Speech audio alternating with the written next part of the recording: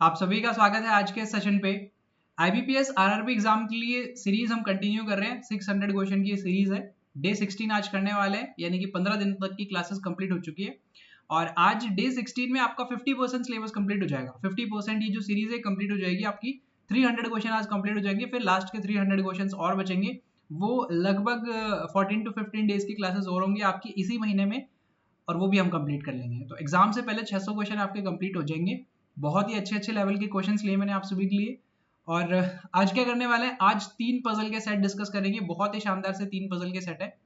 Recorded form में है video. आप सभी को पता है कि कुछ दिनों के लिए रिकॉर्डेड फॉर्म में आएगी। शायद डे 17 और डे 18 की क्लास भी आपको रिकॉर्डेड फॉर्म में मिलेगी।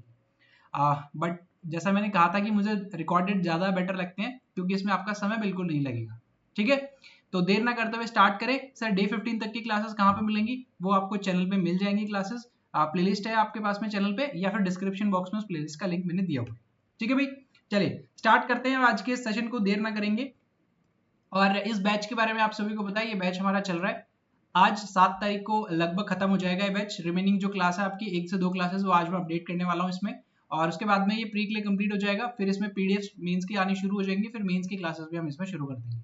तो शेड्यूल के अकॉर्डिंग सब कुछ कंप्लीट हो गया है। अगर आप एनरोल करना चाहते हो तो आप बिल्कुल एनरोल कर सकते हो। आपको एनरोल करते सारी की सारी क्लासेस एकदम प्रॉपर सीक्वेंस में नजर आने वाली है। सारे पीडीएफ, सारी की सारी चीजें है ना।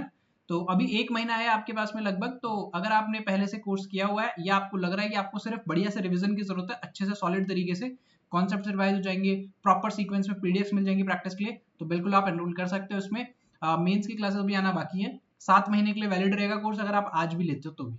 ठीक है, तो इसे देख लीजिएगा अगर आप इंटरेस्टेड हो। डिस्क्रिप्शन बॉक्स में इसका भी लिंक है। आगे बढ़ते हैं और आगे हम यहाँ से इस क्वेश्चन को स्टार्ट करने वाले हैं। देखिए, मैं आपको टाइमर नहीं देने वाला हूँ, है ना, ध्यान से समझिएगा। मैं आपको इसमें टाइमर नहीं दे रहा हूँ, क्योंकि ये रिकॉर्डेड फॉर्म में क्लास है, तो टाइमर से कोई फायदा नहीं रहेगा।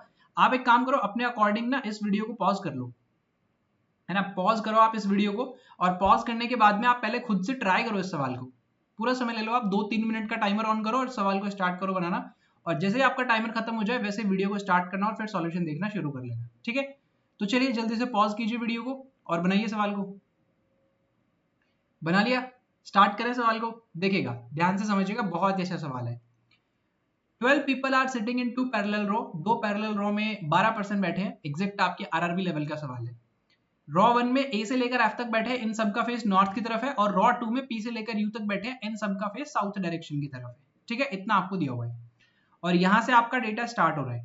तो जब 2 पैरेलल रॉ की बात होती है, तो हम किस तरीके से सवाल को सॉल्व करेंगे वो समझ लेते हैं। थोड़ा सा ध्यान से समझिएगा आप सभी, ठीक है, इंपॉर्टेंट है आप सभी के लिए। स्टार्ट कर रहे हैं। देखो 12 लोग हैं, 2 पैरेलल रो में बैठे होंगे। तो 2 पैरेलल रो यानी कि 2 कंडीशन मैं यहाँ पे आप सभी के लिए बना लेता हूँ, और फिर हम इस सवाल को समझेंगे। तो पहली कंडीशन देखिएगा, इस तरीके से बनाते हैं 1 2 3 4 5 एंड 6। देन सेकंड कंडीशन, देखो एक दूसरे की तरफ फेस करके बैठे हैं वो, तो एक दूसरे की तरफ फेस करके बैठे हैं, तो आप एकदम सामने सामने बनाओ, अलग से दूर दूर मत बनाओ, ताकि ये गड़बड़ ना हो फिर। ठीक है, और 6% आप यहाँ पे बना लो। ये लीजिए, रॉ 1 में कौन कौन बैठा है? ए से लेकर एफ तक बैठे हैं, और इन सभी का फेस कहाँ पे है? नॉर्थ डायरेक्शन की तरफ है, देख सकते हो आप। और रॉ 2 में बैठे हैं आपके पी से लेकर यू तक के, और इन सबका जो फेस है वो साउथ डायरेक्शन की तरफ होने वाला है। क्लियर हो गया? आगे बढ़ते हैं। लिखा हुआ है कि E sits third from the extreme end of the row. एक एंड से थर्ड पोजीशन पे बैठा है। देखो ई आपको पता है कि नीचे वाली रो में आने वाला है, और एक एंड से थर्ड पोजीशन पे जाना है, तो आप बैठा दो एक एंड से थर्ड पोजीशन पे। देखो एक बार यहाँ पे बैठा दो आप, और एक बार आप यहाँ पे बैठा दो। ये लीजिए, दोनों कंडीशन पे मैंने एक एंड से ई को थर्ड पोजीशन पे बैठा लिया। ठीक है sir. Q sits second to the right of the person who sits opposite to E। Q उस पर्सन के राइट में सेकंड बैठा है जो E के ऑपोजिट बैठता है। तो देखो E के ऑपोजिट तो ये वाला पर्सन बैठा है भाई, इस पर्सन के राइट में सेकंड, तो इस पर्सन के राइट में सेकंड अगर आप आओगे तो यहाँ पे आपको आना पड़ेगा, क्योंकि वो पर्सन का फेस साउथ की तरफ है, तो राइट उसका इस तरफ हो जाएगा। साउथ की तरफ फेस होता है तो राइट इस तरफ होता है और लेफ्ट इस तरफ होता है। ठीक है, ध्यान रखिएगा इस चीज का। तो Q जो है उस पर्सन के सेकंड बैठा है जो E को फेस करता है। सेम कंडीशन यहाँ पे भी है, तो Q आपका यहाँ पे आ जाएगा। डेफिनेट है तो लिख लिया हमने। 2 person sit between Q and S। Q और S के बीच में 2 पर्सन बैठते हैं, देखिए S यहाँ पे आ जाएगा और S जो होगा वो यहाँ पे आ जाएगा। डेफिनेट हो गया sir. A and B are immediate neighbours of E। A और E जो है, A और B जो है वो E के इमीडिएट नेबर्स हैं। ई है आपके पास में, बिल्कुल है सर। ई के लेफ्ट में ए हो सकता है, राइट में बी हो सकता है, ई के लेफ्ट में बी हो सकता है, ए के राइट, ई के राइट में ए हो सकता है। यही दो कंडीशन बनती है आपके पास में, इसके अलावा तो कोई और कंडीशन नहीं बन पाएगी कि ई के पड़ोसी बनाना है सर ए को भी और बी को भी। तो अभी तो सर लेफ्ट हैंड साइड पे भी दोनों पॉसिबिलिटी है और राइट हैंड साइड वाली कंडीशन पे भी दोनों पॉसिबिलिटी है, तो यहां से फिर हम स्टार्ट नहीं कर सकते इसे, तो ये डेफिनेट नहीं था, तो इसे मैंने साइड में लिख लिया एज अ डेटा। ठीक है भाई, आगे बढ़ते हैं। S does not face A। देखो नेक्स्ट डेटा में आपको क्लियर कर दिया कि S का जो फेस होगा वो A की तरफ नहीं होगा, तो भाई S का फेस अगर A की तरफ नहीं है तो फिर यहाँ पे आप B को लिख सकते हो, फिर E का पड़ोसी B इस तरफ आ जाएगा और A इस तरफ आ जाएगा। सेम कंडीशन, A को यहाँ लिख लो, B को यहाँ लिख लो, तो S का जो फेस है वो B की तरफ हो गया आपका। डेफिनेट हो गया, बिल्कुल सर डेफिनेट हो गया। आगे बढ़ते हैं। लिखा हुआ है कि R sits opposite to D। R जो है वो ओ के डी के ऑपोजिट बैठता है, तो आर ऊपर वाली रो में आएगा, डी नीचे वाली रो में आएगा। ये देखिए एक दूसरे की तरफ फेस करके बैठे हैं यहाँ पे इस तरीके से। क्लियर हो गया? आगे देखिएगा, two people sit between R and T. R और टी के बीच में दो लोगों का गैप है। सर अभी आर ही डेफिनेट नहीं हो पाया है तो टी को भी डेफिनेट नहीं कर सकते हो, तो डेटा लिखा और आगे बढ़ेंगे। T is not an immediate neighbour of S. T जो है वो एस का इमीडिएट नेबर नहीं है। T is not an immediate neighbor of S। S का पड़ोसी नहीं बना सकते आप T को। तो अब देखना, T का रिलेशन R के साथ में दिया हुआ है और T का रिलेशन S के साथ में दिया हुआ है। T के लिए क्या कहा जा रहा है, T और S जो होंगे वो पड़ोसी नहीं होंगे। तो अब T को बिठाने की कोशिश करो। क्या यहाँ पे आप T को नहीं बिठा सकते हो, यहाँ पे आप T को नहीं बिठा सकते हो। फर्स्ट वाली रो में क्या आप यहाँ पे T को बिठा सकते हो, देखो यहाँ पे अगर आप यहाँ पे T को बिठाओगे तो एक और दो पर्सन छोड़ के सर R यहाँ पे पॉसिबल है, बिल्कुल सर पॉसिबल है, तो T यहाँ पे आपका आ सकता है अभी। ठीक है, इसके अलावा एक कंडीशन और है सर T को बिठाने की, क्या आप यहाँ पे T को बिठा सकते हो। देखो अगर आप यहाँ पे T को बिठाओगे ना तो एक और दो पर्सन छोड़ के यहाँ पे आपको R को बिठाना पड़ेगा और फिर R के ऑपोजिट तो E हो जाएगा, इसलिए T यहाँ पे भी नहीं आ सकता। तो फर्स्ट वाली कंडीशन में केवल और केवल आप T को यहाँ पे बिठा सकते हो, इसके अलावा कोई और कंडीशन नहीं है T को बिठाने की। बताइए क्लियर हो गया? सेकंड वाली कंडीशन की अगर मैं बात करूं आपसे, तो आप टी को यहां नहीं बैठा सकते हो, सॉरी टी को आप यहां नहीं बैठा सकते हो, टी को आप यहां नहीं बैठा सकते हो, टी को आप यहां पे भी नहीं बैठा सकते हो, क्योंकि अगर आप टी को यहां बैठाओगे तो एक और दो पर्सन का छोड़ के आपको आर को यहां बैठाना पड़ेगा और ऑपोजिट में ई आ जाएगा, इसलिए टी यहां पे भी नहीं आएगा, तो टी केवल और केवल यहां पे आ सकता है। तो दोनों ही कंडीशन पे आपको केवल और केवल टी को अरेंज करना था। इस पूरे के पूरे पजल में जो चैलेंज था छोटा सा, बस वो यही चैलेंज था कि आपको टी को अरेंज करना चाहिए था। अब देखो टी और आर के बीच में दो का गैप है, तो टी और आर के बीच में दो का गैप करिए, डी को यहां बनाइए, टी और आर के बीच में दो का गैप करिए और डी को यहां बनाइए। बहुत सा डेटा डेफिनेट हो गया। आगे, P does not sit at extreme end of the row. P end पे बैठेगा नहीं, तो देखो P को मिडिल पे बैठाना पड़ेगा, एंड पे नहीं आ सकता तो एक ही जगह बची P को बैठाने की, एंड पे नहीं आ सकता तो एक ही जगह बची P को बैठाने की। C does not face Q। C का फेस Q की तरफ नहीं है, देखो C का फेस Q की तरफ नहीं है, तो देखो C को यहां बैठाना पड़ेगा। C का फेस Q की तरफ नहीं है तो C को यहां बैठाना पड़ेगा। C does not face Q and not immediate neighbor of D, और वो D का पड़ोसी भी नहीं है, तो D का पड़ोसी नहीं होगा। तो मुझे एक बात बताओ, इस वाली कंडीशन पे तो आपने C और D को पड़ोसी बना दिया, तो ये तो नहीं हो सकती फिर कंडीशन सही, तो ये कंडीशन तो गलत हो गई फिर आपकी। फिर ये कंडीशन बची आपकी कि C और D अलग अलग जगह पे। अब दो पर्सन रह गए, उनको आप बिठा दो, फर्स्ट वाले पे तो नीचे वाली रो में तो F रह गया और ऊपर वाली रो में U रह गया आपका। ठीक है, यही 12 पर्सन थे आपके, तो आपने टोटल 12 पर्सन को अरेंज कर लिया। एंड आई होप सो कि आप सभी को सवाल समझ में आ गया होगा। 3 मिनट के आसपास आप इस सवाल को बना सकते हो। बिल्कुल आपके आरआरबी लेवल का सवाल लिया है मैंने, ये आपके आरआरबी में इसी तरीके के और इसी लेवल के सवाल आपको देखने को मिलने वाले हैं। ठीक है भाई, चलिए फिर आगे बढ़े नेक्स्ट क्वेश्चन पे। बढ़िया सवाल था ये, आई होप सो कि आप सभी ने बना लिया होगा भाई। और देखो सेशन अच्छा लगे तो लाइक जरूर से जरूर कर देना यहीं पे सेशन को, है ना। आगे बढ़ने से पहले एक बार लाइक कर दो। नेक्स्ट क्वेश्चन नंबर 291 से 295। ठीक है, यहाँ पे मैं फिर से आपको ये लीजिए पूरा का पूरा क्वेश्चन मैंने आपको दिखा दिया है। इस क्वेश्चन को देख के कभी भी घबराना नहीं है कि सर ये ईयर वाला सवाल हो नहीं पाता हमसे। बड़े आराम से बना सकते हो आप, इजीली बनेगा ये सवाल, बट पहले खुद से ट्राई करो आप, है ना। वीडियो को आप यहीं पे पॉज कर दो और यहीं पे पॉज करने के बाद में आप खुद से इस क्वेश्चन को सॉल्व करो, फिर मैं आपको सॉल्व करवा दूंगा। कर लिया सॉल्व, बना लिया, आ जाइए क्वेश्चन को समझते हैं। क्वेश्चन को समझेंगे और साथ ही साथ में हम इस क्वेश्चन को सॉल्व भी करेंगे। बिल्कुल देखो ये पैटर्न आपको लगेगा कि सर ये ईयर वाला लिया है, लेकिन लेवल चेक करोगे आप तो आरआरबी लेवल का सवाल है। 8% है, उन 8% के नाम आपको यहाँ पे दिए हुए हैं। एक कंपनी को ज्वाइन कर रहे हैं वो अलग अलग ईयर्स में, but not necessarily in the same order, ठीक है। एक कंपनी को ज्वाइन कर रहे हैं वो सेम डेट पे, डेट उनकी सेम है, मंथ भी उनका सेम है, लेकिन ईयर अलग अलग है। एक पर्सन 1954 में ज्वाइन करता है, एक 93 में ज्वाइन कर रहा है, एक 82 में ज्वाइन कर रहा है, और इस तरीके से आगे और सारे ईयर्स भी लिखे हुए हैं, but not necessarily in the same order. Their experience are calculated based on 2018, उनका एक्सपीरियंस को 2018 पे काउंट किया जाता है। क्लियर हो गया। तो ऐसे सवालों की अप्रोच क्या होती है, आप एक बेस लेना पड़ेगा, या तो आप इन पर्सन के नेम को बेस ले लो या ईयर को बेस ले लो। तो ऐसे सवालों में अगर आप इजीली सॉल्व करना चाहते हो तो ईयर को बेस लिया करो, और जब आप ईयर को लेते हो तो आप सबसे पहला वो ईयर लिया करो जिसको सबसे ज्यादा एक्सपीरियंस मिलेगा, मतलब सबसे पहला वाला नंबर पहले, फिर उसके बाद, फिर उसके बाद, फिर उसके बाद, फिर सबसे लास्ट में सबसे ज्यादा, ठीक है, इस तरीके से। तो 1954 सबसे पहले तो यही आएगा सर, 1954 इससे के बाद में ही है सारे के सारे, तो सबसे पहले आप लिखोगे 1954। 1954 कंप्लीट हो गया। अब देखो 93 लिखा हुआ है यहाँ पे, तो डायरेक्ट 93 मत लिखना, आप 54 से जस्ट अगले वाला नंबर चेक करो। 54 से अगला नंबर कौन सा आएगा? ओके, जैसे आप देखो 1949 पे आए तो आपको पता चला कि सर 54 से भी तो पहले एक नंबर, तो लीजिए 54 से पहले एक और नंबर बना लीजिए, 1949 आएगा, फिर उसके बाद में 54 आएगा, तो दो कंप्लीट हो गए। 54 के बाद में आप देखोगे तो 72 है आपके पास में, तो यहाँ पे 1972 लिखोगे आप, ये भी कंप्लीट हो गया। फिर 1978 लिखोगे आप, ये भी कंप्लीट हुआ। फिर 1982 लिखोगे, ये भी कंप्लीट हुआ। फिर 1989 आप लिखोगे, ये भी कंप्लीट होता है। फिर 1993 लिखोगे, और सबसे लास्ट में आ जाएगा 1996। ये लीजिए, तो आपने बिल्कुल प्रॉपर सीक्वेंस में लिख लिया, पूरे के पूरे क्वेश्चन को लिख लिया sir.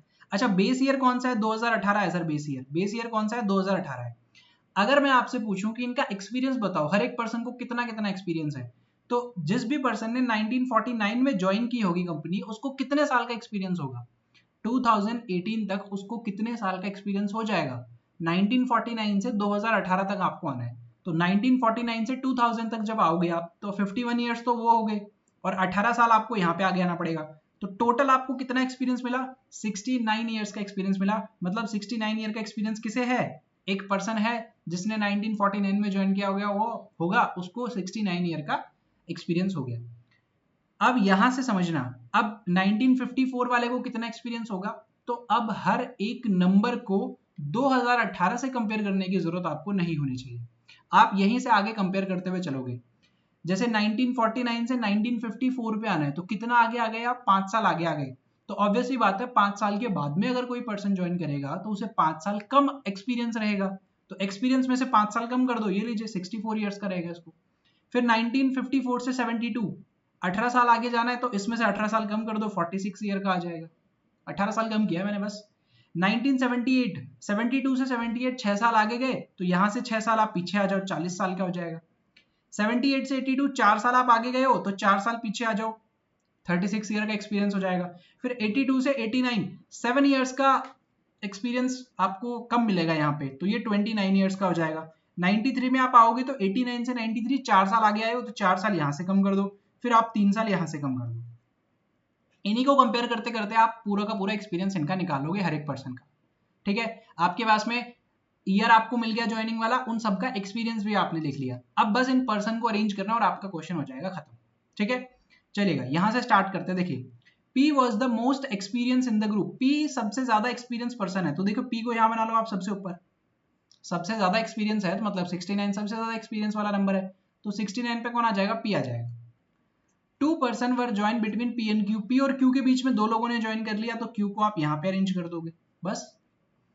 T was joined one of the even number after Q, T ने even number of year में ज्वाइन किया है, लेकिन Q के बाद में। अच्छा, Q का जन्म कहां पे हुआ सर? 1978 में। Q ने एक्सपीरियंस जो Q को मिला है वो 40 इयर्स का है, और कौन से ईयर में ज्वाइन किया था? 1978 में ज्वाइन किया था। तो 1978 में जब ज्वाइन कर लिया ना, उसके बाद में कहीं पे T आएगा, लेकिन T को भी इवन नंबर वाले ईयर पे बनाना है, तो T 1982 में हो सकता है, 1989 में नहीं होगा, 1993 में नहीं होगा, और 1996 में भी हो सकता है। मतलब T आपका यहाँ पे भी आ सकता है और T आपका यहाँ पे भी आ सकता है। अभी डेफिनेट नहीं है तो हम नहीं लिखेंगे इसे। आगे बढ़ते हैं, आगे देखिएगा, W's experience was 2 year more than that of twice the experience of R. इस वाले डेटा को ध्यान से समझ लीजिएगा भाई। ये जो लैंग्वेज लिखी हुई है ना, इस पूरे सवाल में इसी लैंग्वेज को समझना है। अगर आप इस लैंग्वेज को समझने में गलती कर जाओगे तो सवाल नहीं बनेगा। ध्यान से ब्रेक करके करा करो। देखो कभी भी आपको ऐसा लगे ना कि सर एक फ्लो में नहीं समझ में आया हमें, तो छोटे छोटे टुकड़े कर लिया करो उसके। जैसे W's experience was 2 year more. W का जो एक्सपीरियंस है वो 2 साल ज्यादा का है, ठीक है। W का जो एक्सपीरियंस रहेगा वो 2 साल ज्यादा का रहेगा then that of twice the experience of R। R के एक्सपीरियंस को ट्वाइस करो और उससे 2 साल ज्यादा। देखो डिवाइड एंड रूल, तोड़ा समझा कर लिया हमने। डिवाइड एंड रूल, R का आपको 2 टाइम्स करना है, ट्वाइस करना है। देखो more than that of twice the experience of R। R का जो एक्सपीरियंस था उसका डबल करो, फिर उससे 2 साल ज्यादा कौन हो जाएगा आपके पास में, W हो जाएगा।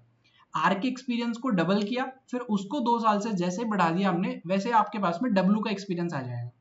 इस लाइन का जो भी इक्वेशन बनेगा वो आपके सामने यहाँ पे लिखा हुआ है। अब आप देखो फिर से इसको ब्रेक करो और समझने की कोशिश करो कि W का जो एक्सपीरियंस है वो 2 साल ज्यादा है। कहां से 2 साल ज्यादा है वो, R के ट्वाइस एक्सपीरियंस से। तो R का ट्वाइस किया, उसको 2 साल बढ़ा दिया, तो W का एक्सपीरियंस आ जाएगा आपके पास में। क्लियर हो गया। अच्छा अब आपको R का अगर मैं कहूं कि R का एक्सपीरियंस आप बताओ, तो क्या आप R का एक्सपीरियंस बता सकते हो? बिल्कुल सर, कोशिश कर सकते हैं। सबसे नीचे से ही शुरू करना पड़ेगा आपको। क्यों? क्योंकि R के एक्सपीरियंस को डबल करना है। थोड़ा सा लॉजिकली सोचो, अगर R के एक्सपीरियंस को डबल करना है तो मैं सबसे ज्यादा वाला तो नहीं लूंगा, क्योंकि अगर मैं R का एक्सपीरियंस 64 मानूंगा तो उसका डबल करते 128 का एक्सपीरियंस कहां से लाऊंगा, नहीं ला सकता ना। तो थोड़ा सा लॉजिकली सोचेंगे तो नीचे से शुरुआत करनी चाहिए आपको। तो 22, अगर R का एक्सपीरियंस 22 ईयर्स का है तो R का डबल करो, 22 का डबल करो 44 हो जाएगा, प्लस 2 करो 46। क्या 46 है आपके पास में एक्सपीरियंस? हाँ सर 46 तो है एक्सपीरियंस। तो पहला पेयर ये हो सकता है कि R जो होगा वो 22 और W जो होगा वो 46 हो सकता है, लेकिन थोड़ा आगे एक बार और चेक कर लो। 25 का डबल करो 50, 50 में 2 ऐड करो 52 हो गया। क्या 52 एक्सपीरियंस है आपके पास में? नहीं है सर, तो ये काम का नहीं है। 29 का डबल करोगे 58 में 2 ऐड करोगे कितना हो जाएगा? 60, नहीं है सर। फिर 36 का डबल 72, 74 भी नहीं है। तो बस अब आगे जाने की जरूरत ही नहीं है, एक ही पेयर मिला, R आपका यहाँ पे आ जाएगा और W आपका यहाँ पे आ जाएगा। R का डबल करो 44, 2 ऐड करो 46 आ गया, लिखो W का एक्सपीरियंस। अब देखो T के बारे में आपको कहा जा रहा था, तो T आपका यहाँ पे डेफिनेट हो जाएगा, ये लीजिए। बस आगे बढ़े तो लिखा हुआ है कि 3 person join between W and U। W और U के बीच में 3 लोगों ने ज्वाइन किया है। तो W है आपके पास में, तो देखो 1, 2 और 3 पर्सन छोड़ के आप U को यहाँ पे बैठा दो। S was joined before V, S ने V से पहले ज्वाइन किया है, तो S को यहाँ पे बैठा दो और V को आप यहाँ पे बैठा दो। ये लीजिए, क्वेश्चन आपका कंप्लीट हो चुका है। और जिस भी डेटा में आपको प्रॉब्लम होगी एक बार उस डेटा को ब्रेक करके रीड करने की कोशिश कीजिए। वैसे ज्यादातर अगर आपको डाउट आएगा तो उसी वाले डेटा में आएगा, W और R के रिलेशन में। वो मैंने एकदम अच्छे से आपको एक्सप्लेन कर दिया है यहाँ पे। ठीक है भाई, क्लियर हो गया सवाल। अब देखो 2 सवाल मैंने आपको यहाँ पे करवाए हैं, एक सवाल मैं आपको दे रहा हूँ होमवर्क के लिए। ठीक है, अब आप कहोगे सर 3 पजल के सेट करने थे ना। हाँ, वो तीसरा वाला है तो होमवर्क में दे रहा हूँ मैं आपको। तीसरा वाला जो आपका सेट है वो है 296 से 300 के बीच में है। ये रहा आपका वो सेट जिसमें आपको क्या बताना है, इसको सॉल्व करना है। बस अरेंजमेंट है ये आपका, और इसके अलावा कुछ नहीं है। इसको अरेंज करो आप, और इस कंप्लीट अरेंज करने के बाद में आपको इस सवाल का आंसर बताना है। ये आपका रहेगा आज के होमवर्क का आंसर। और उसके बाद में कमेंट करना है आपको, टेलीग्राम पे पीडीएफ मिल जाएगा। सेशन अच्छा लगा हो तो सेशन को लाइक करना है, आप सभी को पता है, बिना लाइक के आप नहीं जाओगे, मुझे वो भी पता है। और रिकॉर्डेड सेशन है तो देखो 20 मिनट में हो गए 2 पजल, नहीं तो फिर लाइव में तो बहुत टाइम लग जाता है ना। देखो इसलिए मैं कहता हूँ कि रिकॉर्डेड जो सेशंस होते हैं वो काफ़ी बेहतर होते हैं। बट हम लाइव फिर से स्टार्ट करेंगे एक बार। ये 2 से 3 दिन का थोड़ा सा मैनेजमेंट है मेरे पास में, अभी मैनेज करनी है मुझे चीज़ें और भी, तो इसलिए मैं आपको दे रहा हूँ रिकॉर्डेड फॉर्म में, नहीं तो फिर लाइव क्लासेस चलती। ठीक है, बट आपके लिए मैं क्लासेस रेगुलर देता रहूंगा, टेंशन मत लीजिए, आपकी पढ़ाई नहीं रुकने वाली है। तो आज के लिए सिर्फ इतना ही करेंगे। सेशन अच्छा लगा हो तो लाइक जरूर से जरूर कर दीजिएगा, अपने दोस्तों के साथ में भी शेयर कर दीजिएगा। Thank you.